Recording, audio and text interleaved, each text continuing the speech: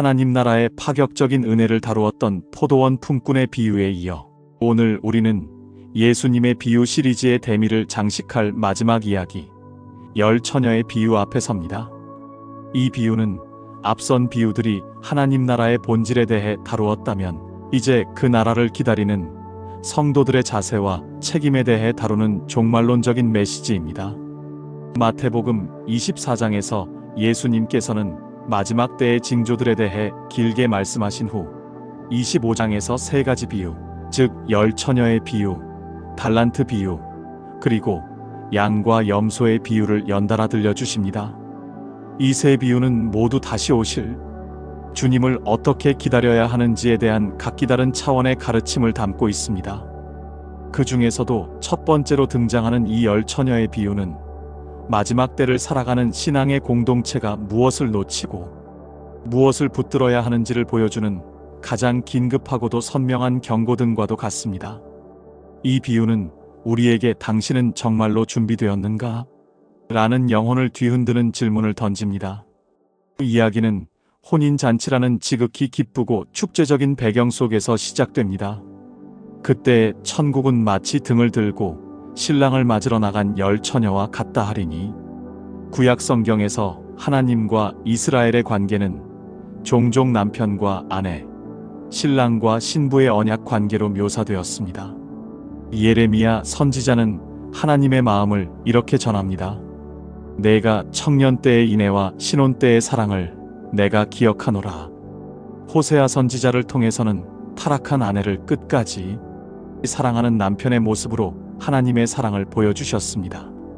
예수님께서 자신을 신랑으로 그를 기다리는 이들을 처녀들로 비유하신 것은 자신이 바로 이스라엘이 그토록 기다려온 언약의 주체, 즉 하나님 자신이라는 강력한 선언이었습니다. 따라서 이 비유의 처녀들은 신랑이신 예수 그리스도를 기다리는 교회, 즉 성도 공동체 전체를 상징합니다. 그리고 그들이 그토록 기다리는 혼인잔치는 마침내 그리스도와 교회가 온전히 연합하게 될 하나님 나라의 최종적인 완성을 의미합니다. 고대 유대의 혼인 풍습에서 처녀들은 신부의 들러리로서 밤에 신랑의 집에서 열리는 잔치에 참여하기 위해 등불을 들고 신랑을 기다렸습니다. 이 문화적 배경은 비유의 긴장감을 더합니다. 밤은 영적인 어둠과 혼돈의 시대를, 등불은 그 어둠 속에서 신랑을 맞이하기 위한 성도의 필수적인 준비물을 상징합니다. 중요한 것은 이 비유에 등장하는 10명의 처녀 모두가 신랑을 기다리는 자들이라는 점입니다.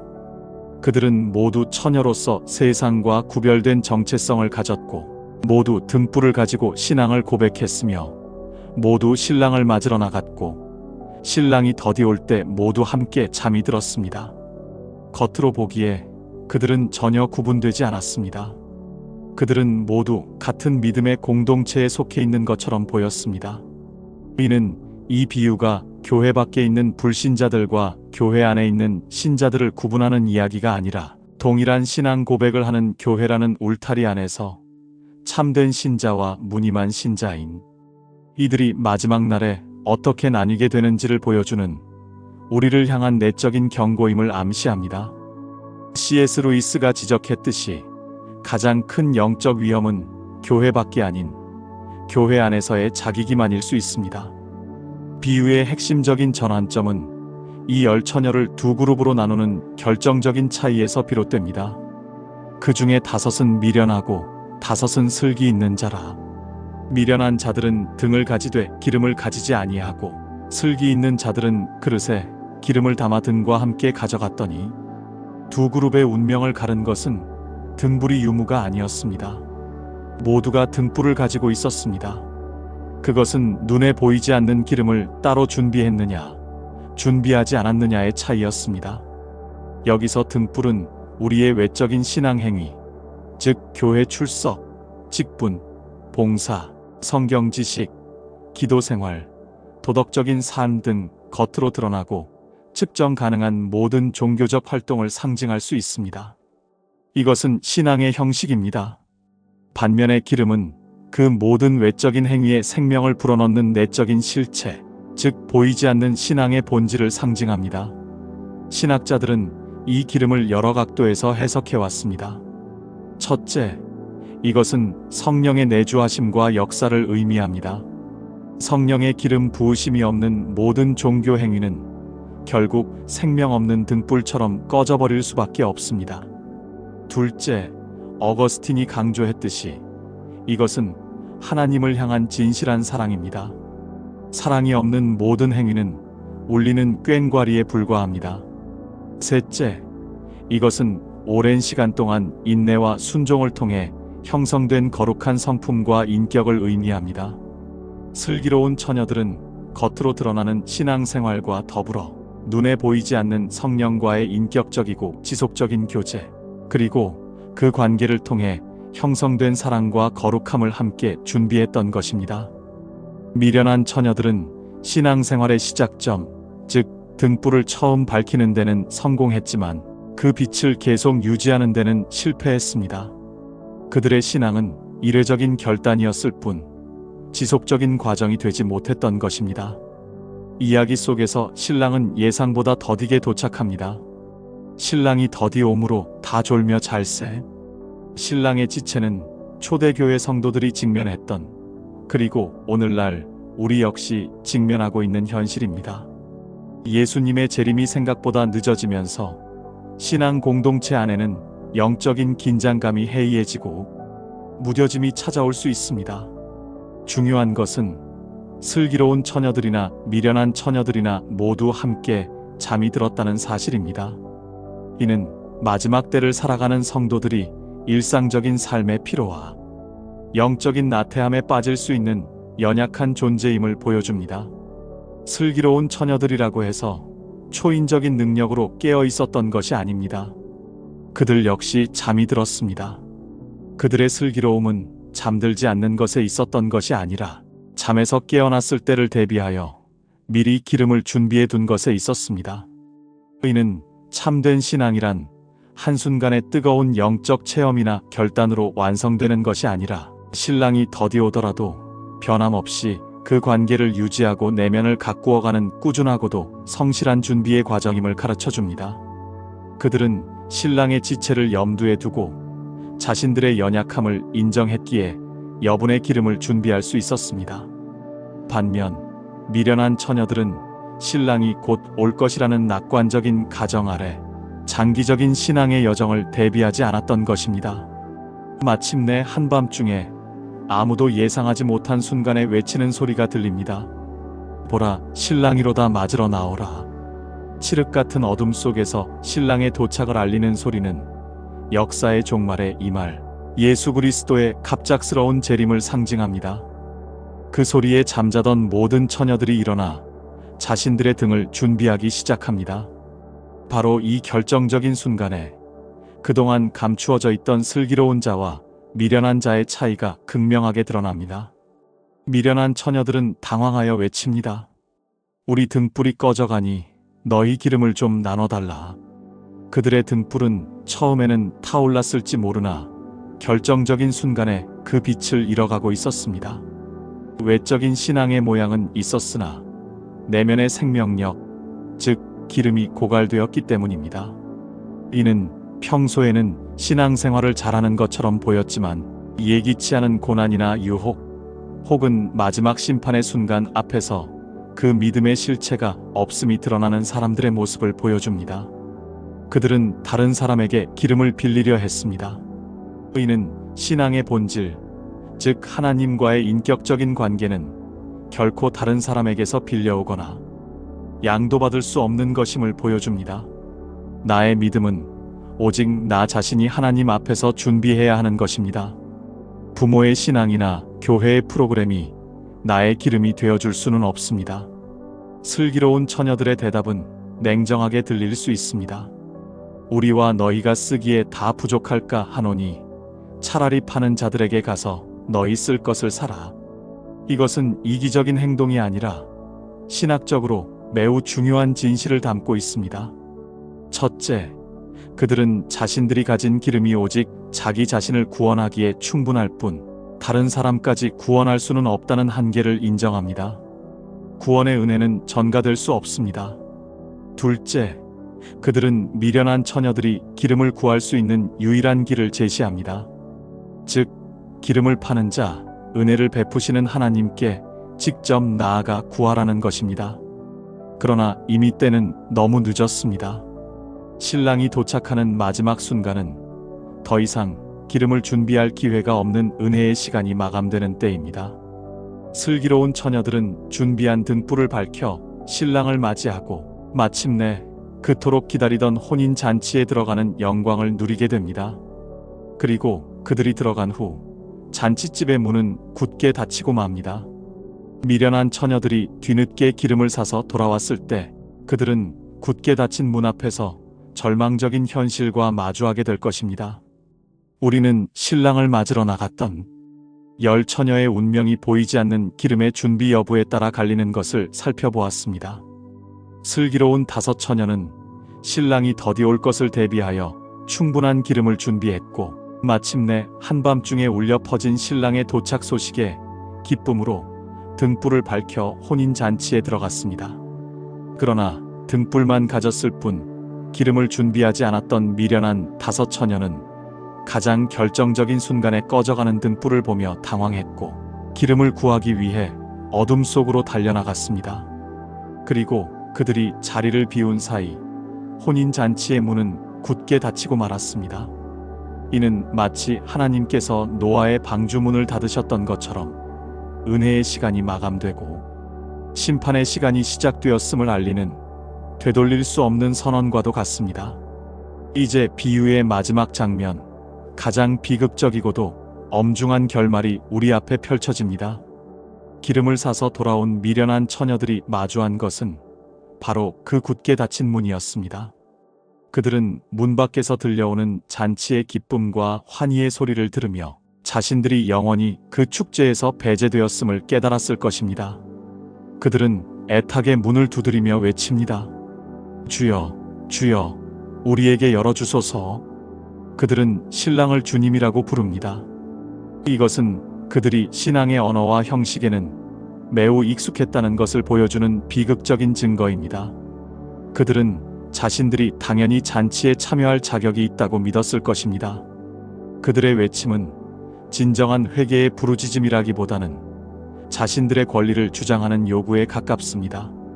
그들은 자신들의 미련함, 즉 기름을 준비하지 않은 근본적인 실패에 대해서는 한마디도 언급하지 않은 채 그저 문을 열어달라고만 요청합니다. 이는 누가복음에 나오는 부자와 나사로의 비유에서 지옥에 떨어진 부자가 아브라함에게 물 한 방울을 청하던 모습과도 겹칩니다. 그는 자신의 무자비함을 회개하기보다 여전히 나사로를 자신의 심부름꾼으로 여기는 교만한 태도를 버리지 못했습니다. 문 안에서 들려오는 신랑의 대답은 차갑고도 단호하며 그들의 모든 기대를 산산조각 냅니다. 진실로 너희에게 이르노니 내가 너희를 알지 못하노라. 이 알지 못한다는 선언은 이 비유 전체에서 가장 충격적이고 두려운 말씀입니다. 여기서 안다로 번역된 헬라어 오이다는 단순히 지식적으로나 정보적으로 아는 것을 의미하는 단어가 아닙니다. 성경에서 안다는 것은 언제나 인격적이고 경험적인 깊은 관계 속에서의 알을 의미합니다. 부부가 서로를 깊이 알 듯, 목자가 자기 양을 알 듯, 그러한 친밀하고 생명적인 관계를 뜻합니다. 따라서 신랑이 그들을 알지 못한다고 말한 것은 나는 너희의 이름이나 얼굴을 모른다는 뜻이 아닙니다. 이것은 나는 너희와 한 번도 인격적이고 살아있는 관계를 맺은 적이 없다는 관계의 부재에 대한 공식적인 선언입니다. 이 선언은 마태복음 7장의 산상수훈 마지막에 나오는 경고와 정확히 일치합니다. 그날에 많은 사람이 나더러 이르되 주여, 주여, 우리가 주의 이름으로 선지자 노릇하며 주의 이름으로 귀신을 쫓아내며 주의 이름으로 많은 권능을 행하지 아니하였나이까 하리니 그때에 내가 그들에게 밝히 말하되 내가 너희를 도무지 알지 못하니 불법을 행하는 자들아 내게서 떠나가라 하리라. 이 두 구절을 함께 볼 때 우리는 미련한 처녀들의 꺼져가는 등불이 바로 주 이름으로 행했던 많은 권능과 같은 외적인 종교 행위였음을 알 수 있습니다. 그들은 신랑을 기다리는 무리 속에 속해 있었고 신랑에 대한 지식도 가지고 있었으며 신랑을 맞이하는 외적인 형식도 갖추고 있었습니다. 그러나 그들에게는 신랑과의 개인적이고 친밀한 사랑의 관계, 즉 기름이 없었습니다. 그들의 신앙은 관계가 아닌 종교적인 활동에 불과했던 것입니다. 디트리히 본헤퍼는 값싼 은혜를 경고하며 제자도의 대가를 치르지 않는 믿음의 위험성을 역설했습니다. 미련한 처녀들의 믿음이 바로 이 값싼 은혜에 머무른 믿음이었습니다. 그들은 신랑과의 관계를 위해 시간을 들여 기름을 준비하는 대가를 치르지 않았고 마지막 순간에 그들의 모든 종교적 행위가 공허한 것이었음이 드러나고 만 것입니다. 비유를 마치신 예수님께서는 이 모든 이야기의 결론을 하나의 명령으로 요약하십니다. 그런즉 깨어 있으라. 너희는 그날과 그때를 알지 못하느니라. 여기서 깨어 있으라는 것은 단순히 잠을 자지 말라는 육체적인 명령이 아닙니다. 슬기로운 처녀들도 육신의 잠은 잤습니다. 여기서 깨어 있다는 것은 영적인 준비 상태를 지속적으로 유지하라는 의미입니다. 그것은 언제 오실지 모르는 신랑을 맞이하기 위해 매일의 삶 속에서 꾸준히 기름을 준비하는 삶의 태도를 말합니다. 그것은 종말의 날짜를 계산하는 어리석은 시도가 아니라 오늘 나의 삶의 자리에서 신실하게 빛을 밝히는 것입니다. C.S. 루이스는 참된 종말론적 신앙이란 세상의 종말을 두려워하며 일상을 포기하는 것이 아니라 오히려 종말이 오늘 당장 닥치더라도 부끄럽지 않을 만큼 오늘 하루를 충실하게 살아내는 것이라고 말했습니다. 깨어있는 삶이란 바로 그러한 삶입니다. 그것은 나의 등불에 항상 성령의 기름이 가득 채워져 있도록 매일 말씀과 기도를 통해 주님과 깊이 교제하고 그 사랑을 나의 삶을 통해 이웃에게 흘려보내는 구체적인 실천입니다. 이 비유 바로 뒤에 이어지는 달란트 비유는 깨어있는 삶이 수동적인 기다림이 아니라 주인이 맡긴 것을 가지고 적극적으로 이윤을 남기는 신실한 청지기의 삶임을 더욱 분명히 보여줍니다. 이제 예수님의 비유 시리즈 전체를 마무리하며 우리는 이 마지막 비유가 우리에게 던지는 근본적인 질문 앞에 섭니다. 나의 신앙은 등불뿐인 신앙입니까? 아니면 기름이 준비된 신앙입니까? 나는 교회라는 공동체 안에 소속되어 있다는 사실만으로 안도하고 있지는 않습니까? 나의 신앙생활은 분주한 종교 활동의 목록으로 채워져 있습니까? 아니면 신랑이신 주님과의 인격적인 사랑의 관계로 채워져 있습니까? 이 비유는 우리에게 선택을 요구합니다. 미련한 처녀들처럼 마지막 순간에 당황하며 후회할 것인가? 아니면 슬기로운 처녀들처럼 매일 꾸준히 기름을 준비하며 기쁨으로 신랑을 맞이할 것인가? 문이 닫히기 전에 아직 은혜의 시간이 남아있을 때 우리는 우리의 등불과 기름 그릇을 점검해야 합니다. 씨 뿌리는 자의 비유에서 좋은 땅이 되어 열매를 맺고 선한 사마리아인처럼 이웃이 되어주며 탕자를 기다리는 아버지의 마음을 품고 1만 달란트 빚진 자의 은혜를 기억하며 어리석은 부자처럼 곳간을 쌓는 대신 하나님께 부요하고 포도원의 품꾼처럼 은혜를 기뻐하는 상, 이 모든 것이 바로 마지막 날 신랑을 맞이하기 위해 기름을 준비하는 슬기로운 삶의 모습일 것입니다. 사랑하는 신랑이신 주님, 오늘 10처녀의 비유를 통해 저희의 영적인 잠을 깨워주시니 감사합니다.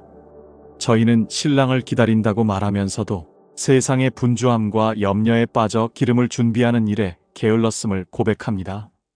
저희의 신앙이 겉으로 보이는 등불만 화려했을 뿐 정작 주님과의 깊은 사귐이라는 기름이 메마르지는 않았는지 돌아봅니다. 저희의 나태함과 어리석음을 용서하여 주옵소서. 주님, 저희가 슬기로운 처녀들과 같이 되기를 원합니다. 매일 말씀과 기도의 자리로 나아가 성령의 기름을 공급받게 하시고 주님과의 친밀한 교제 속에서 사랑과 거룩함의 열매를 맺게 하여 주옵소서.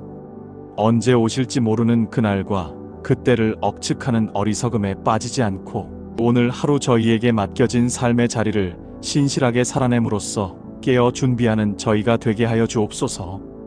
그리하여 마침내 보라 신랑이로다 외치는 소리가 들릴 때 기쁨으로 저희의 등불을 밝혀들고 영원한 혼인잔치에 참여하는 복된 성도들이 다 되게 하여 주옵소서. 이 모든 것을 다시 오실 신랑 우리 주 예수 그리스도의 이름으로 기도드립니다. 아멘. 이 영상이 도움되셨다면 구독과 좋아요 부탁드립니다.